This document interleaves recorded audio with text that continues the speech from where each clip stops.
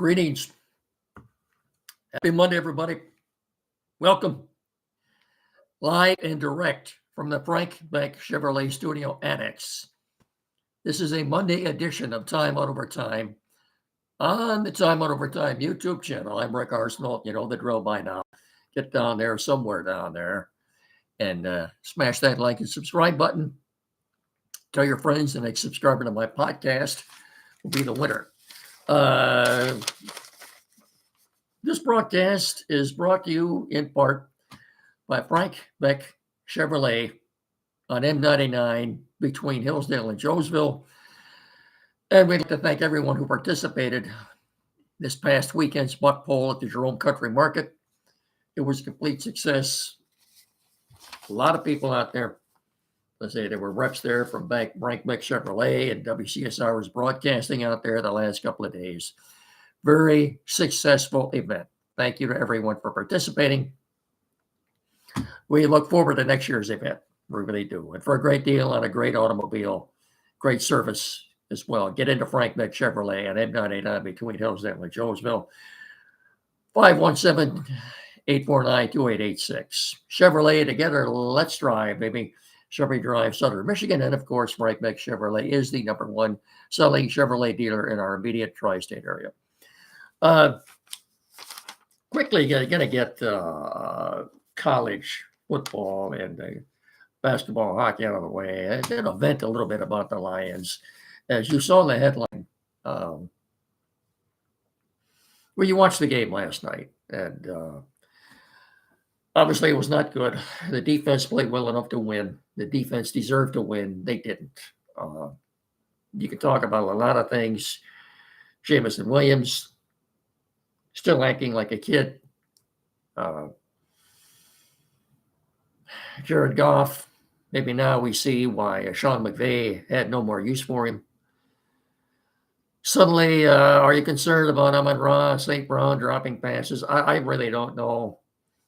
I have no explanation of what's going on, but there's one person I think is every bit to blame as anyone for the current predicament that the Lions are in right now. Anyway, hang on just a second.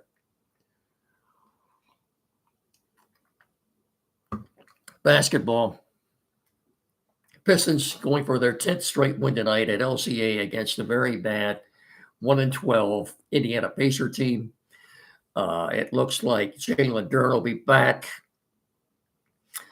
I'm not sure yet about Cade Cunningham, but slowly the Pistons are getting healthy. Even without Cade, I still think they shouldn't have any problems beating the Pacers tonight, who not only are without a couple of key players, but they're missing several key players tonight. So Halliburton, of course, is out for the year with a torn Achilles, but they're missing a few other key players. So I don't think the Pistons have any problem winning this game tonight. Look, what do they have? A 2 or 3 game lead right now in the East? Is it sustainable? Is what the Pistons are doing sustainable? I don't know right now. You may argue they've really only beaten one good team. Maybe that was the Houston Rockets on the road last month. Aside from that, I think they're catching these teams at the right time. We'll find out after tonight when they have to go to Atlanta and Milwaukee. Okay, we'll have a better measuring stick on where they are right now.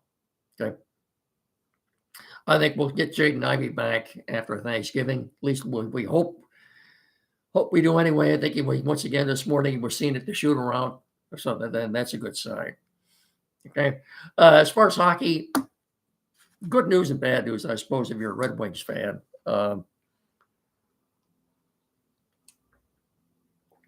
Red Wings going to the game tomorrow night at Little Caesars against the Seattle Kraken. A very good team, by the way.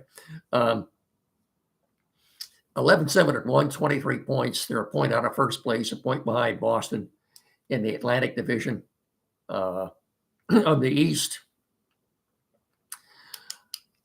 As good as a victory as it was last night, and again, give them credit. They had just played 24 hours prior to that at LCA. Very bad loss. to a very bad team. Okay, they had a 4-1 lead on the Buffalo Sabres and lost the game in overtime, 5-4. They did get a point out of it, but inexcusable, inexcusable. Games like that, just when you think maybe they're on their way back, and then they play a game like that. Now, last night, look, the Rangers, for whatever reason, can't win at home right now. They can't. Ranger fans, you can't really get a gauge on what they're doing. They can't win on the road. I mean, I'm sorry, they can't win at home. And I think they might be undefeated on the road. I figure the Rangers out. I don't know. Is what the Pistons doing sustainable? I'm sorry. Red Wings. I said Pistons. So. Like I said, on the Pistons, we'll find out more this week when they play Atlanta and Milwaukee. As far as the Wings go, it's not sustainable. If you were to press me for an answer right now, I'd say no. Okay. If I were to believe or think that there's a possibility that if they're in good shape at the trade deadline, that Steve Yzerman would be inclined to do something, I might say yes. But until they clinch a playoff spot, something that Steve Yzerman has yet to do, I would say no. And I predicted a week or two ago on the timeout show that they would not make the playoffs this year. And I don't think they will this year. You're going to ask me right now what they're doing sustainable? I'll tell you, no, it's not. Okay. This is just based on what they've done in the past. Okay. That's about all there is to that. Welcome another new sponsor to our family of sponsors, the Finish Line Family Restaurant on Carlton Road in Hillsdale. Everybody knows where that is. Directly across the street from Aeroswift Printing, between the railroad tracks. Extended hours now. Monday, Thursday, Friday night from 6 a.m. to 8 p.m. Saturday, Sunday, Tuesday, and Wednesday from 6 a.m. to 3 p.m. Anything you want in a restaurant. Get in there, try the new menu items now. The Carl's Cajun chicken wrap, new special bread, BLT, if you will, BLT on steroids. Something called a Darcy burger. New daily specials coming soon. Homemade spinach and artichoke dip. Grilled cheeseburger with a brisket blend of burger mix. Maybe I could use some of that right now. Hang on. Anyway, it all sounds good. Can't wait to try all this stuff. They've got everything you want in a family restaurant. Award-winning breakfast. Fast, friendly service. There's a great family atmosphere. You're not in business more than 40 years if you're not doing something right, and they are there. No, I don't know I don't know how we would have gotten by without them for the better part of the last 4 decades. But Finish Line Family Restaurant on Carlton Road in Hillsdale. Get in there and remember, you'll always finish first when you dine at the finish line. I'll see you there. We're also brought to you in part by Barrett Insurance on the corner of M99 and US 12 in downtown Jonesville. 517-849-1000. That's BarrettINS.com. Barrett Insurance, protecting your dreams. As I said, on the corner of M99 and US 12 in downtown Jonesville. 517-849-1000. Barrett Insurance, protecting your dreams. That's BarrettInsurance.com. BarrettINS.com. Okay. College football. Let's see here. The beleaguered Michigan State Spartan team. They've lost 7 in a row now. They're 3-7. 2 games left. They will not get to another bowl game this year. That's not happening. I guess the only question now is who the coach will be next year. There's no point in doing anything now. They've got a game in Iowa Saturday at 3:30 on FS1. They're 16.5 or 17-point underdogs. I think Iowa wins. They shouldn't have any problem winning. I don't know if they'll cover the spread or not, but not good. Not a good situation in East Lansing right now. And I can't think of any reputable coach who would want to go in there and coach that team right now. If you're a Spartan fan, you've got my sympathy. And just look at the bright side of it, okay? You've got a very good basketball team, which is about to gear it up. You had a very good hockey team, which is about to gear it up. So it's always a good winter with Michigan State basketball and hockey. So all is not lost. Michigan Wolverines. Won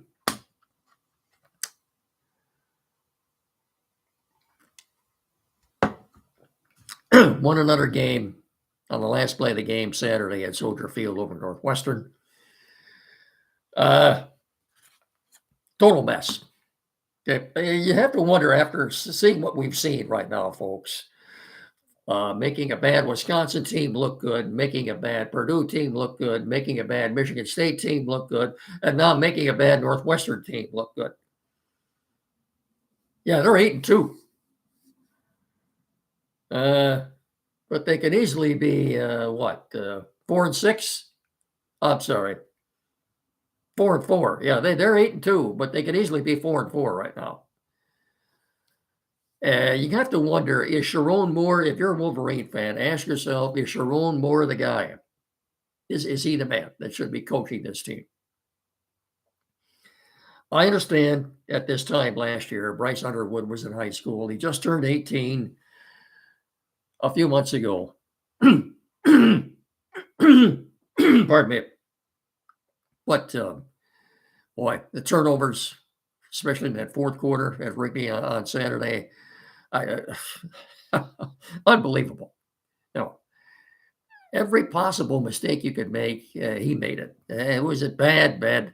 Instead of, I expected this guy to progress with each game. The reason I ask if Sharon Moore is the guy, I'm sure Jim Harbaugh, if he were still there, would be doing a much better job at Bryce Underwood than Sharon Moore would. You have to be, I'm not satisfied with his maturation, if you will. Rather than progressing with each game, which I thought he would, it's going just the opposite. Looks to me like he's regressing with each game. Boy, he's made a lot of mistakes the last 3 or 4 weeks. A lot of turnovers. Brutal. They're not going to beat Ohio State. They'll be at least a 10 or 12-point dog here in a couple of weeks. That's just not going to happen. I guarantee you that. They'll get a bowl game, but they're not going to make the playoffs. This is not a playoff team. Far from it. No. Lions. Well, let's do this first before we wrap it up with the Lions. We wouldn't be doing this show without the help and assistance of Tim Lidley at Quality PC in downtown Hillsdale, 37 Waldron Street. The place to go in our area for tech services, 517-610-5372. Like I said, 37 Waldron Street, downtown Hillsdale, directly across the street from Fat Jack's Automotive. The place to go, the only place in our area to go for tech services, Quality PC, downtown Hillsdale, 37 Waldron Street. Tim Lindley and his staff, more than capable of resolving any tech issues you have.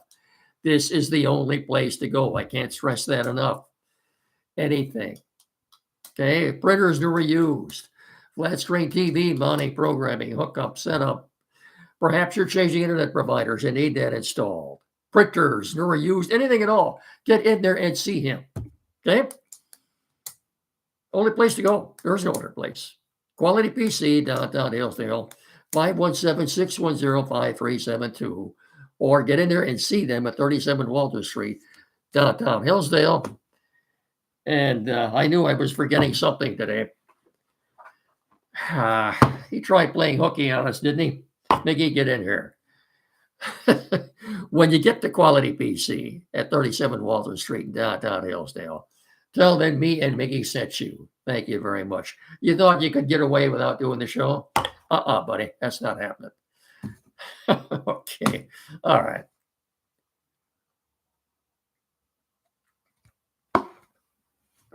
quickly because I don't have a lot of time. As you saw the headlines, I thought the Lion defense played well enough to win last night. The one stat I took from this game is total yardage. Total yardage. Lions 317, Eagles 272. Okay, that should tell you something about the bizarre nature of this game. Today, word is coming out of the NFL possibly investigating what transpired last night on that pass interference call at the end of the game, in which Chris Collinsworth said it was a brutal call. Brutal. By the way, apparently he's been told to button it up. I don't know who told him that, but that's what's coming out today, too. That was a bad call. Did that prevent the Lions from winning? I don't know. We'll never know, will we? They would have gotten the ball back with about a minute 42 left. I don't know if they had 2 or 3. I don't know if they had all 3 of their timeouts or not, but it would have been an interesting ending to the game. But once that call was made, the game was over right there. Where to begin here? Right, let's see. Jared Goff had a bad night. Yeah, the wind was bad. It was cold. Was he playing with gloves on or something? You know, you're going to hear more about Jared Goff. Can't play outside in inclement weather. Jalen Hurts wasn't all that hot either. Okay. Jameson Williams acting like a jerk after scoring a touchdown, cost the Lions a point. There's so much, Dan Campbell, 0 for 5 on fourth down. 0 for 5. Of course, one of those was a fake punt. So 0 for 5 on fourth down, 3 for 13 on third down, combined, 3 for 18 on third and fourth down. He had 5 passes batted down at the line. Disconcerting to me, suddenly the most reliable receiver in the league, maybe Amon-Ra St. Brown, is dropping passes. I can't explain that. I don't know what's going on. So right now they're 6-4. In third place in the NFC North. Think about this. If the playoffs started today, the Lions would not be in the playoffs. So you go back to last week number 18, when the Lions and the Vikings were facing off at Ford Field. They both came into the game at 14-2. Yeah, neither one of these two teams would be in the playoffs right now if they started today. Kansas City Chiefs are 5-5. I don't know. Dan Campbell said after the game when asked about going for it on fourth down, well, that's me. That's my MO. But as you saw in the headlines, I blame Brad Holmes just as much as anyone else. He's just as culpable as anyone else for the Lions' current predicament. Why? Look at his drafts from the last couple of years. 2 years ago, who were his first 2 picks? Terrion Arnold and Ennis Rakestraw. They've gotten virtually nothing from either one of these 2 guys. Nothing. When he should have foreseen what. Look, Brad Holmes, folks, thinks you can compete for a Super Bowl every year. In this league, the way things are set up, you can't, Brad. That's impossible to do. You can't possibly compete every year for a Super Bowl. So you seize the moment and you go for it now. Now. He could have had Jalen Phillips for a 3rd or 4th round pick from the Dolphins. No, Howie Roseman beat him to it. Look what he did to the Lions last night. Look at his last 2 drafts that I was just talking about. They got nothing. He should have drafted a couple of offensive linemen instead of taking Terrion Arnold and Ennis Rakestraw, who he's gotten virtually nothing from. This past year, he did get Tate Ratledge, okay? And Tyleik Williams, they have contributed somewhat, but they haven't been that outstanding. They've wasted draft picks, this guy has used on. Broderick Martin and Giovanni Manu, even Isaac Tesla, Sione Vaki. What? I'm sorry, Brad. I'm blaming you just as much as I would anybody else for the team's current predicament. Okay. He thinks you can build a team through the draft. I strongly disagree with that. That's part of it. Free agent signings and trades, Brad, that's all part of it. Recipe, the National Football League. You know, Brad. Having said that, now, can the Lions, they've got 3 games coming up at home. Dan Campbell said after the game last night, we're going to hit our stride as we reach the finish line here. Are you? But that offensive line being the mess that it is right now,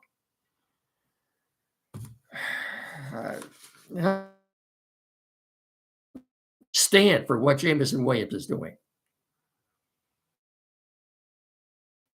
Talented as he is. So I have an game for Sunday against the, assume the Lions are favored. No, I can't. I can tell you this before we got out of here. 7 games remaining. The 2 toughest schedules in the next 7 games at the top of the list, 1 and 2, the Green Bay Packers and the Chicago Bears. Up until now, the Bears placed last place schedule.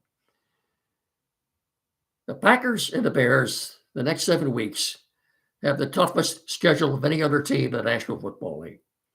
And the way the Bears have been winning games, I've always said I'd rather be lucky than good, but